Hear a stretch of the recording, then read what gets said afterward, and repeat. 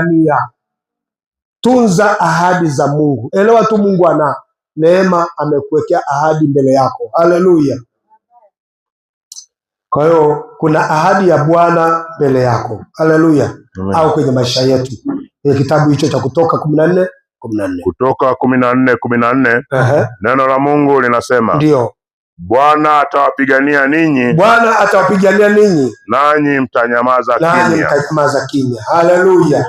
Swala hili la Bwana atatupigania nasi tunyamaze kimya ni Mungu ambaye ameweka ahadi kwenye maisha yetu, ya kwamba hii ahadi lazima aitimize.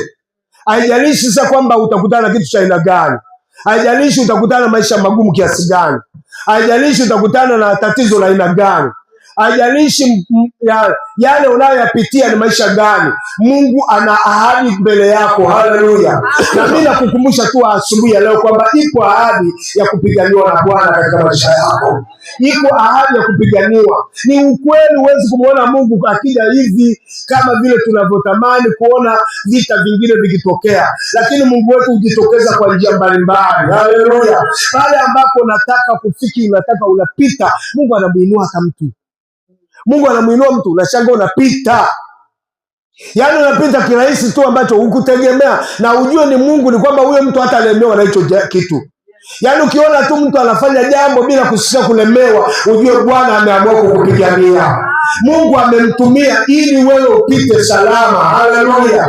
Mungu ameamua kukuvusha kupitia njia hiyo.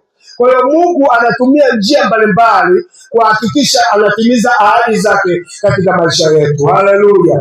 Wakati mwingine unaweza ukaona umeishiwa kabisa na ukaona kwamba hauna njia ya kutokea nyingine, lakini Mungu anachukua mtu, anafanya jambo kwenye maisha yako. Sema tu sisi huwa hatujui kwamba hiki ni Mungu amefanya. Huwa tunapenda kuona tu ni haki yetu kupata kila kitu, lakini nataka kukwambia hivi, kila jambo linalojitokeza nje na utaratibu wa maisha yako ni mpango wa Mungu umejitokeza. Haleluya.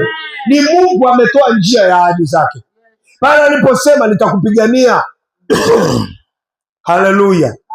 Labda uchukue hatua wewe mwenyewe ya kufanya kile ambacho wewe unataka, labda uchukue hatua kujitetea, lakini ukweli Mungu huwa anafanya njia pasipo na njia, na ili ionekane kuwa njia pasipo na njia, lazima iwe njia ambayo yeye mwenyewe anaitoa, na inakuwa ni njia nyepesi kwenye maisha ya kila mmoja. Haleluya.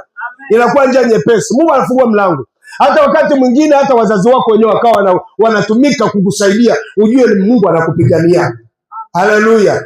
Mungu anakupigania. Ni wazazi wangapi ambao wana